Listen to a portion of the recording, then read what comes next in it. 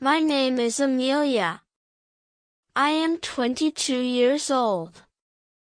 I grew up in Bristol, a bustling city known for its vibrant street art.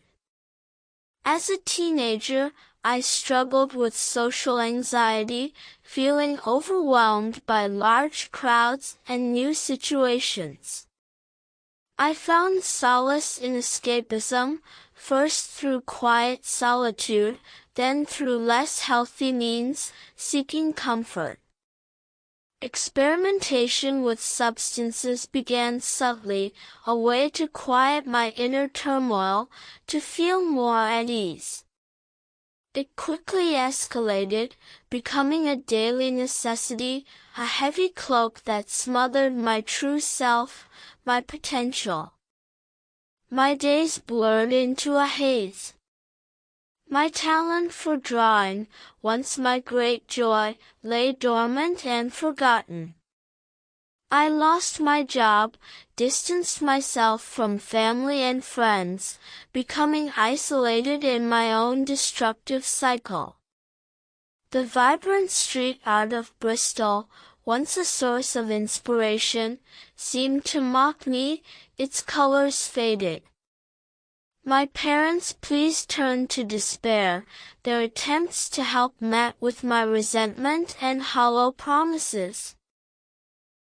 I lived for the next fix, ignoring the deepening void within me, the constant ache of emptiness.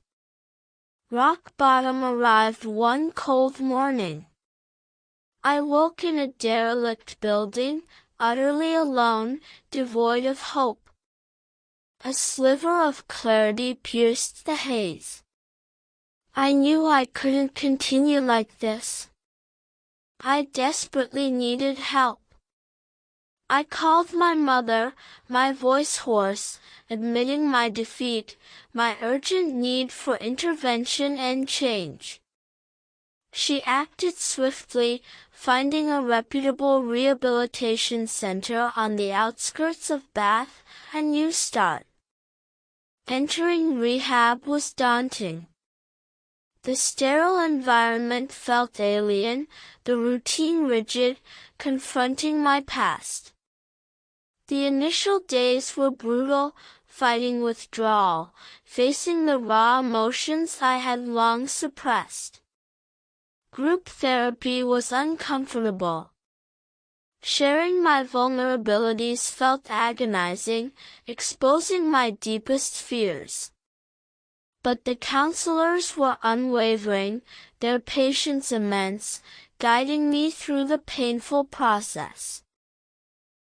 They taught me coping strategies, helping me rebuild my fractured self, piece by painstaking piece. During one quiet afternoon, the art therapist introduced me to painting. It felt foreign, daunting. My hands trembled as I picked up a brush, the canvas stark white, intimidating in its blankness.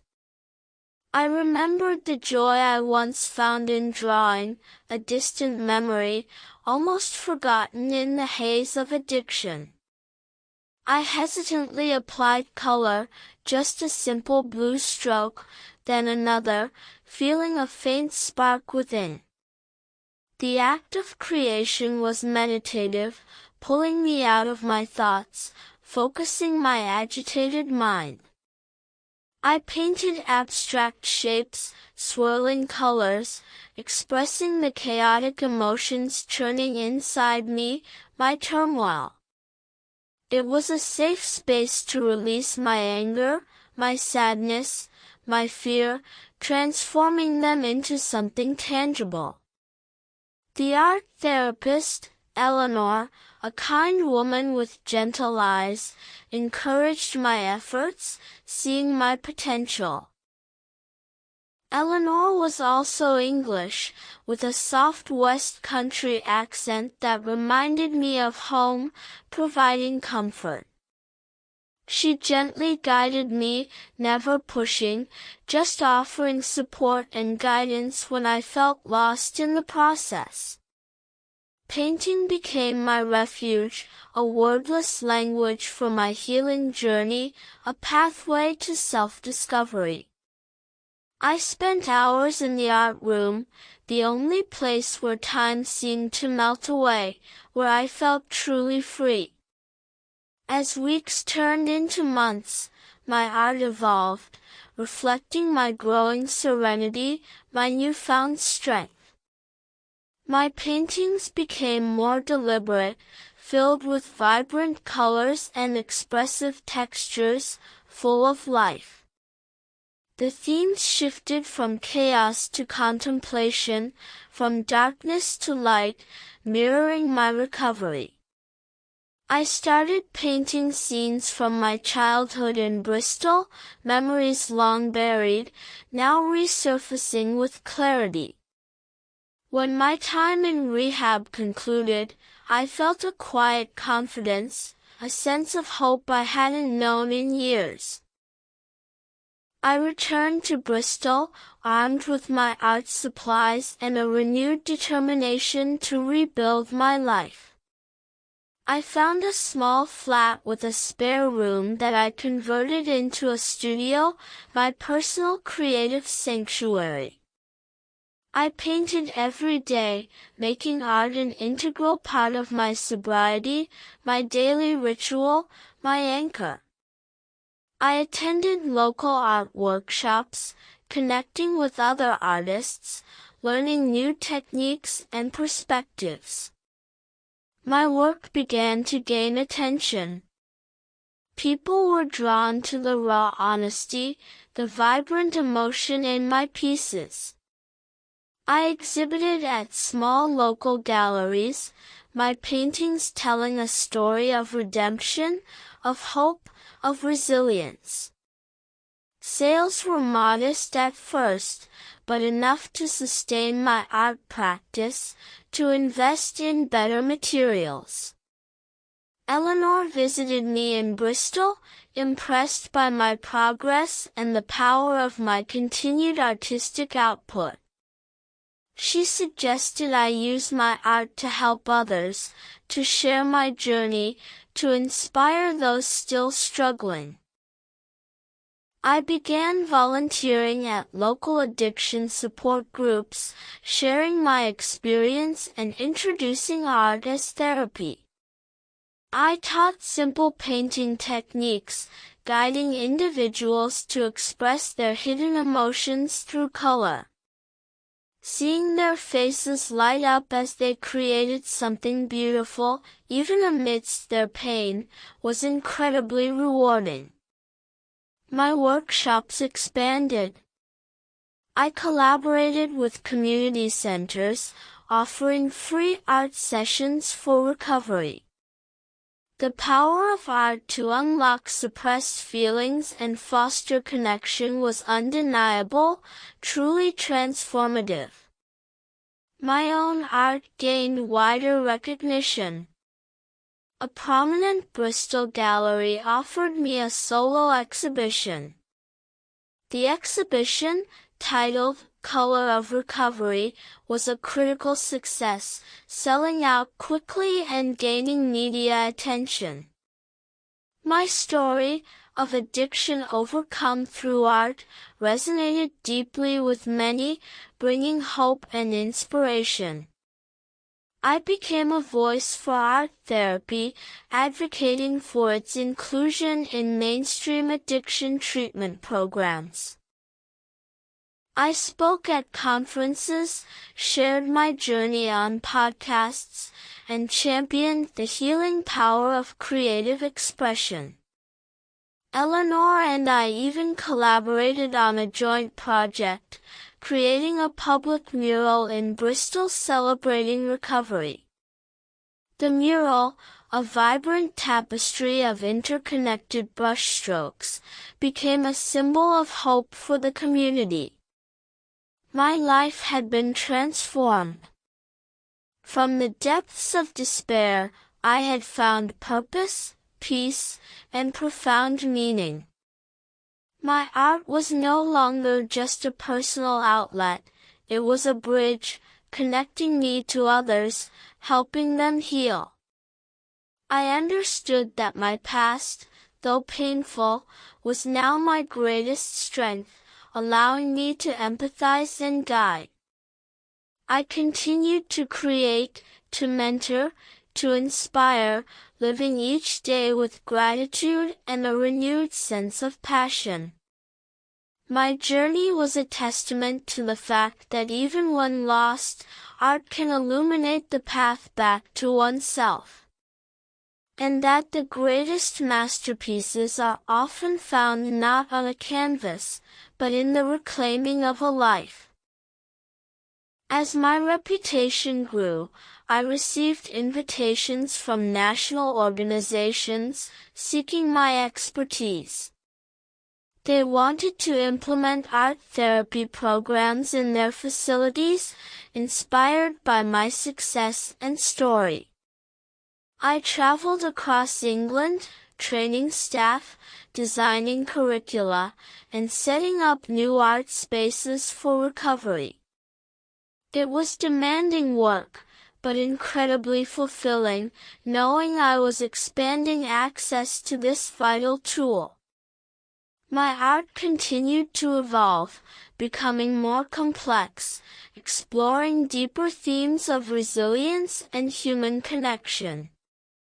I experimented with mixed media, incorporating found objects and textures into my paintings, adding new dimensions.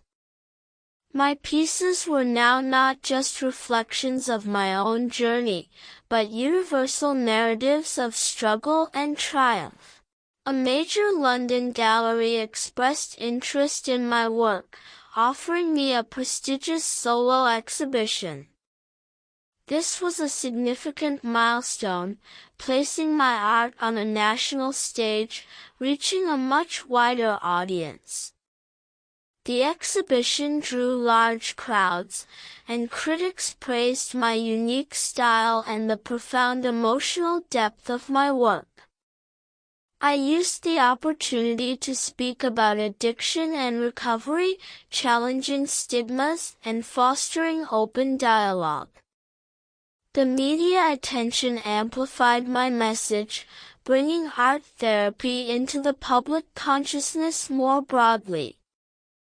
I established the Art for Healing Foundation, a nonprofit dedicated to funding art therapy initiatives nationwide. We raised significant capital through art sales, donations, and grants, expanding our reach and impact. The foundation provided scholarships for aspiring art therapists, ensuring a growing pool of qualified professionals. We also supplied art materials to underserved communities and recovery centers, removing financial barriers. My vision was to make art therapy an accessible and integral part of every recovery journey, everywhere. I collaborated with universities to develop accredited art therapy courses, formalizing the profession. This ensured high standards of practice and increased the credibility of art as a therapeutic modality. I also wrote a second book, The Palette of Hope, a practical guide to using art for personal healing. It offered exercises and reflections, empowering readers to embark on their own creative recovery journeys. The book became a valuable resource for individuals, families, and therapists seeking alternative approaches. My advocacy extended to policymaking, working with government bodies to integrate art therapy into healthcare. I presented compelling evidence of its effectiveness, arguing for its recognition as a legitimate treatment. These efforts led to increased funding and insurance coverage for art therapy services, a major breakthrough. I often return to the rehab center in Bath, where my journey began, to lead workshops and connect with patients. It was a powerful reminder of my past, and a source of profound gratitude for my transformation and new purpose. I saw new faces, new struggles, but also the same flicker of hope that had once ignited within me. My presence offered tangible proof that recovery was not just a dream but a lived reality, a powerful possibility. I mentored young artists in recovery, guiding them through the challenges of sobriety and creative expression. I taught them how to channel their emotions into their art, transforming pain into beauty and purpose. Their growth, their blossoming confidence, was the greatest reward, a constant source of inspiration for me. My life had become a tapestry woven with threads of struggle, resilience, creativity, and profound impact. I was no longer just an artist, I was an advocate, a mentor, a symbol of hope for countless individuals. The vibrant street art of Bristol, which once seemed to mock me, now felt like a celebration of my journey. It reminded me that beauty and transformation can emerge from unexpected places, even from brokenness. I continued to live each day with purpose, driven by the desire to help others find their own path to healing. My story was a testament to the fact that even in the deepest despair, art can illuminate the way forward. And that the greatest masterpiece you can create is the life you rebuild, filled with meaning and compassion. I believed that every person held an inner artist, a creative spirit waiting to be unleashed for healing. My work was about unlocking that potential, providing the tools and the safe space for expression. I saw art as a universal language, transcending barriers of culture and background, connecting souls. It allowed individuals to communicate their deepest truths, to find common ground in shared human experience. My foundation expanded its international partnerships, bringing art therapy to communities worldwide. We worked in war-torn regions, refugee camps, and areas affected by trauma, offering solace through art. The impact was profound, witnessing children and adults find healing and hope through creative expression. Ethan's legacy became about more than just his personal recovery, it was about a global movement. A movement that championed art as a fundamental human right, essential for well-being and recovery. He continued to paint, his art reflecting the collective stories of resilience he encountered globally. His canvases became powerful visual narratives, speaking to the universal themes of struggle and hope. He remained humble, always emphasizing that his journey was just one example of what was possible. His greatest joy came from seeing others discover their own strength and purpose through art. And so, Ethan's story continues, a vibrant testament to the transformative power of creativity. A reminder that even in the darkest moments, art can lead us to new beginnings and a life filled with purpose.